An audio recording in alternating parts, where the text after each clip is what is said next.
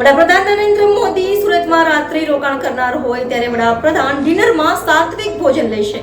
દેશના વડાપ્રધાન નરેન્દ્ર મોદી આજે સુરતમાં રાત્રિ રોકાણ કરશે ત્યારે વડાપ્રધાન મોદી ડિનરમાં સાત્વિક ભોજનની લિજ્જત માણશે। ડિનરમાં પંચકુટિયું અને બટાટાનું સૂકું શાક અને તેની સાથે ભાખરી, આ સાથે જ પુલાવ, કઢી તેમજ છાશ પણ બનાવાશે। જ્યારે આવતીકાલે શનિવારે બ્રેકફાસ્ટમાં ચાની સાથે સુરતી લોચો, પાટુડી અને ઇડલીની લિજ્જત માણશે। હું નીતિન ભજીયાવાલા।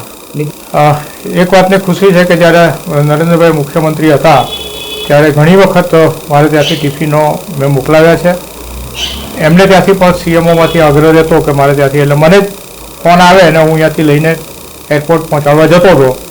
પરંતુ એ ખૂબ સાત્વિક ભોજનનો આગ્રહી છે, સાદું ભોજન ખાય છે, તેલ, મરચું અને ખાંડ એ બને એટલું ઓછું વાપરવું એવો એમનો આગ્રહ હોય છે। અમારે ત્યાંની જ્યાં વ્યાજ છે, અમે કોઈ દિવસ મરચાંનો ઉપયોગ કર્યો નથી એમના ભોજનમાં। કાળા મરીનો પાવડર અથવા કાળા મરીને પીસીને જ અમે વાપરીએ અને રાતના ભોજનમાં પણ નરેન્દ્રભાઈ લગભગ ખીચડીને એવું જ ખાતા હોય છે।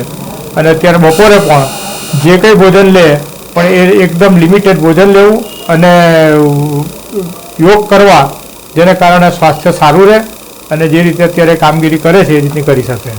પ્રધાનમંત્રી રાત્રિ રોકાણ કરવાના છે તો એમનું ભોજન જે છે તે કેટલું યોગ્ય રીતે લેવાનું આગ્રહ રાખ્યો છે?